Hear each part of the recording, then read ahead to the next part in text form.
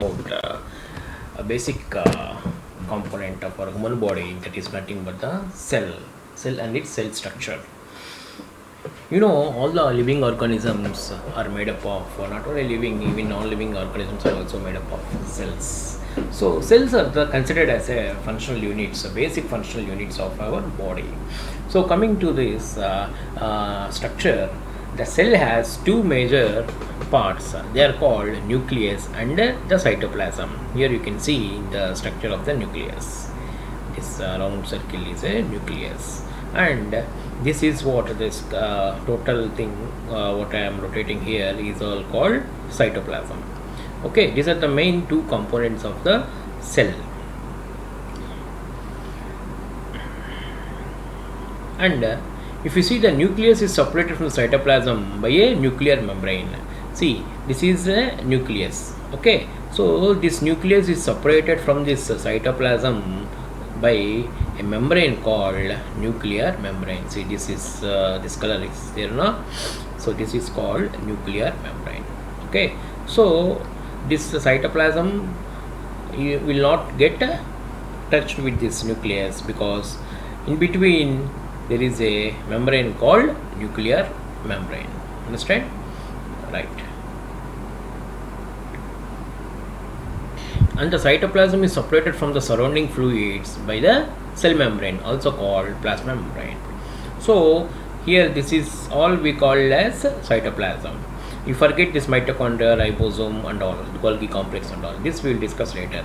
This part, which is called cytoplasm, is separated from the surrounding tissues by what? This layer, which is called cell membrane, or it is also called as plasma membrane. In plants, they have cell wall, but in animals or in human beings, they don't have cell wall. They have what is called as cell membrane or plasma membrane. Understand? So the cytoplasm is separated from the surrounding cells or surrounding tissues, by a layer called membrane called cell membrane or the plasma membrane. And the nucleus is separated from the cytoplasm by this membrane called nuclear membrane. Understand what is it called? Nuclear membrane. And here what is the component of cytoplasm? So what is present in the cytoplasm, this empty space? Of course not empty space, this space is called cytoplasm. And what are the things that are present in the cytoplasm are collectively called as protoplasm. What is it? It is called as protoplasm. So protoplasm is composed mainly of 5 basic substances. So here we see 5 basic substances. What are they? One is water, electrolytes, proteins, lipids and carbohydrates. So here, if you recollect again, this whole structure is a nucleus. The nucleus is separated from this cytoplasm by nuclear membrane, and the cytoplasm is separated from the surrounding tissues by cell membrane, or it is also called as plasma membrane. Okay, the content which is present in the cytoplasm is called protoplasm, and in the protoplasm there are 5 main contents. They are nothing but water, electrolytes, proteins, lipids and carbohydrates. Understand? So here we will discuss about the water. Most cells except for fat cells are composed mainly of water in a concentration of 70 to 85%. As you know, our body is made up of 60 to 65% of water. So where is that water is present? Water is present in the cells. In the cells it is called intracellular fluid. Out of the cell it is called extracellular fluid. Okay, so in the intracellular fluid, the amount of water which is present is about 70 to 85%. Okay, many cellular chemicals are dissolved in the water. So what is the purpose of this water? This water dissolves many of the cellular chemicals which are useful for many of the functions of the cell. Okay, so those chemicals which are present in the cell are dissolved in the water present in the in this protoplasm or the cytoplasm. Okay, and some others are suspended in the water as a solid particles. Okay, right. And our body is composed of ions like sodium, potassium, magnesium, and all these ions. Where these ions are present? These ions are also present in this water. And the important ions in the cell include potassium, magnesium, phosphate, sulfate, bicarbonate, and small quantities of sodium, chloride, and calcium are also present in this water. Understand? Okay. So the ions provide inorganic chemicals for cellular reactions and are necessary for the operation of some cellular control mechanisms. Okay, this we will discuss in the previous and coming chapters. Understand? So what is the major component of the cytoplasm or the protoplasm? What we call it as water. Water constitutes about 70 to 85% of the protoplasm. Understand? So in the water present, ions are present, and some chemicals are present which are helpful for the functioning of the cell. See, for example, ions acting at the cell membrane are required for the transmission of chemical impulses in the nerve and muscle fibers. Understand? This one we will understand in the coming chapters. Okay, the ions that acting at the cell membrane. So here we just told that some ions which are present in the protoplasm. These ions will act here near the cell membrane.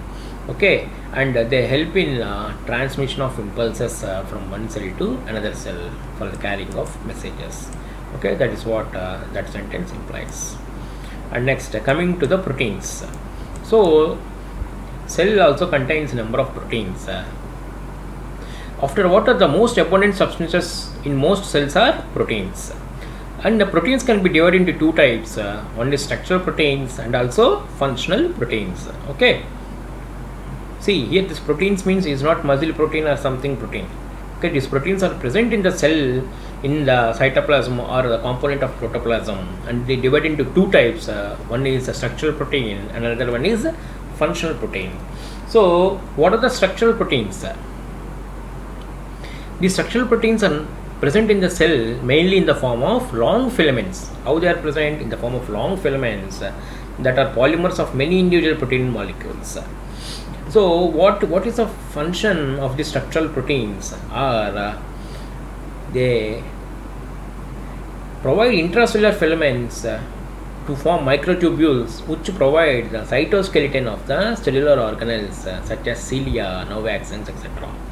So these structural proteins, what happen? What are the uses and how it is utilized is they provide intracellular filaments to form microtubules. Okay, which provide a cytoskeleton of the cellular organelles. Okay, so what are the structural proteins? They provide some microfilaments and microtubules. Okay, so they use this as a for the cytoskeleton of some organelles are present in the cell. We will come to know. Okay, so those organelles will have cilia as some structures and the nerve axons as some organelles. So for those cytoskeleton, these structural proteins are used for building up of those cytoskeletons of the organelles. Understand? So this is a function of structural proteins. And so another one is functional proteins. So what are functional proteins? Usually composed of a combination of a few molecules in a tubular or globular form. These proteins are mainly the enzymes of the cell, and in contrast to fibrillar proteins are often mobile in cell fluid. Okay, here what they are saying is these structural proteins are not mobile. So why it is not mobile? They provide they helpful in constructing of the cytoskeleton of the different organelles. So in the cell, the organelles will not move; they are fixed with the help of the cytoskeleton. But these functional proteins, they are mobile because they are present in the form of few molecules in a globular or tubular form. Okay, these proteins are mainly the enzymes of the cell, and in contrast, okay, what are these? They are actually the enzymes in the cell.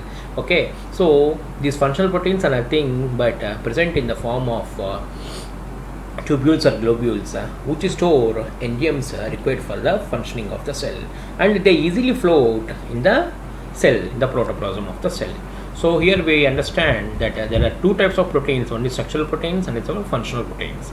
Structural proteins are nothing but provide the cytoskeleton to the cytoskeleton for the construction of various cell organelles, their appendages, cilia and nerve axons, whereas the functional proteins are mainly used for the combination. They are present in the form of tubular or globular form, which contains enzymes for utilization for the various functions of the cell, and they are easily movable in the protoplasm of the cell. And another component which we want to discuss here are the lipids. As you know, first of all, what are the lipids? Lipids are several types of substances that are grouped together because of their common property of being soluble in fat solvents. Okay, here what lipids are nothing but their lipids are not one substance. They are a group of substances which are having a common property which are soluble in fat solvents. Okay, so they are all called lipids. Especially important lipids are in the cell are phospholipids and cholesterol, which together constitute about 2% of the total cell mass. So here you can see in the lipids there are two important lipids which are present in the cell. One is phospholipids and another one is cholesterol. They two constitute about 2% of the total cell mass. So what are the use of this phospholipids and cholesterol? We know these lipids are mainly insoluble in water, okay, and therefore are used to form the cell membrane and intracellular membrane barriers that separate the different cell compartments. So what are the functions of these phospholipids and cholesterol? You know, cell contains water, okay, protoplasm contains 80% of the water. In the water, to form a partitions such that cell organelles will not come and collide to one another, we need some partitions to be built in the cell. So these partitions are built with the help of these phospholipids and cholesterol, which are insoluble in water, and they help and they function as a barrier that separates the different cell compartments. Understand? In addition to phospholipids and cholesterol, some cells contain large quantities of triglycerides, also known as neutral fats. In fat cells, adipocytes, in fat cells are also called as adipocytes. Triglycerides often account for as much as 95% of the cell mass. Okay. Here, other than this phospholipids and cholesterol, we do have triglycerides. Okay. In one type of cells, like fat cells, this we called as adipocytes. Okay, these triglycerides constitutes about 95%. Okay, of the total cell mass. Okay, you will understand what are the uses of the triglycerides. What is the use of these adipocytes? Okay, but you should remember this. The fat stored in these cells represent the body's main storehouse of energy-giving nutrients that can later be used to provide energy whenever it's needed in the body. So the fat stored in the cells, what is trying to say, the fat which is stored in the cells either in the form of triglycerides, okay, are the main storehouse of energy. So when we do not eat or when we fast, what happens? Glucose will not enter into the body. So the fat which is stored in the form of triglycerides are broken down into glucose, and they are the main energy giving nutrients, substances. Okay, so they are called the main storehouse of the energy. Okay, this can be a neat bit. The main storehouse of energy giving nutrients are triglycerides, which are stored in our body and in the cells, and in there are separate cells called adipocytes, which constitutes about 95% of the triglycerides. And another one here is carbohydrates. You know, carbohydrates play a major role in cell nutrition, and as a parts of glycoprotein molecules have structural functions. Most human cells do not maintain large store of carbohydrates. The amount usually averages only about 1% of the total mass, but increases to as much as 3% in muscle cells and occasionally to 6% in liver cells. Here what is going to explain, what is trying to explain is, we know that carbohydrates are very important for our daily survival.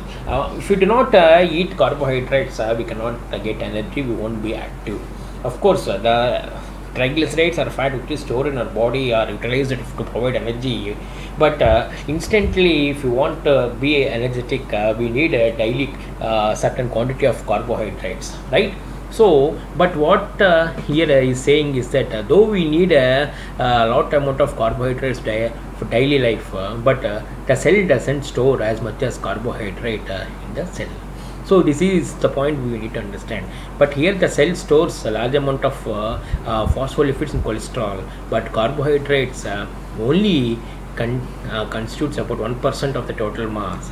But in some, like in muscles, which we usually which are very active in our body, our muscles, because for the functioning of these muscles we need a lot of calories. So to get an instant energy, we need a carbohydrate to provide the instant energy. So in the muscle cells, the carbohydrate content is around 3%, but and also in the liver cells, it is 6%. Why here he is mentioned liver cells? It is 6% because the liver stores excess amount of glucose in the body.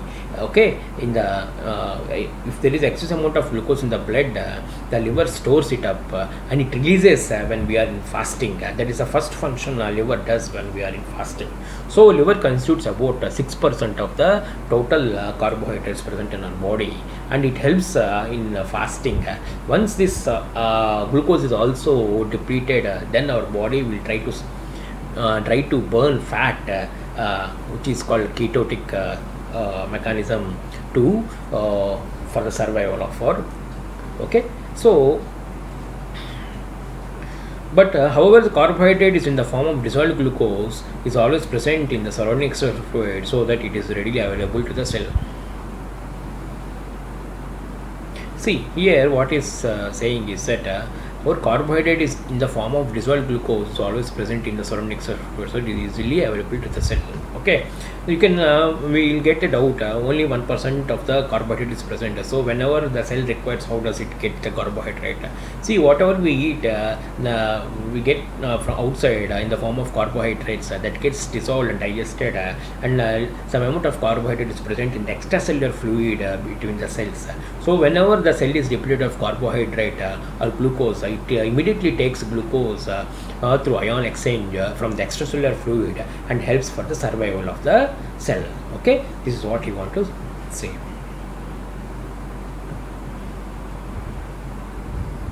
And here also a small amount of carbohydrate is stored in the cell as glycogen, an insoluble polymer of glucose that can be depolymerized and used rapidly to supply the cell's energy needs. Here this point is linked to this point. What is that point? Liver has 6% of carbohydrate. Liver stores its carbohydrate in the form of glycogen. Okay, so glycogen is not readily cannot be readily broken. It should be depolymerized, and then only it is released into the bloodstream to supply to the various parts of the body. That's what liver does. Understand? So when we are fasting, when there is no carbohydrate intake, so what does liver do? The carbohydrate which is stored in the form of insoluble, which is stored in the form of glycogen, is depolymerized and it is broken down, converted into glucose, and it is released in the bloodstream for a release of energy. Understand? That's what it is he want to mention here. So these are the main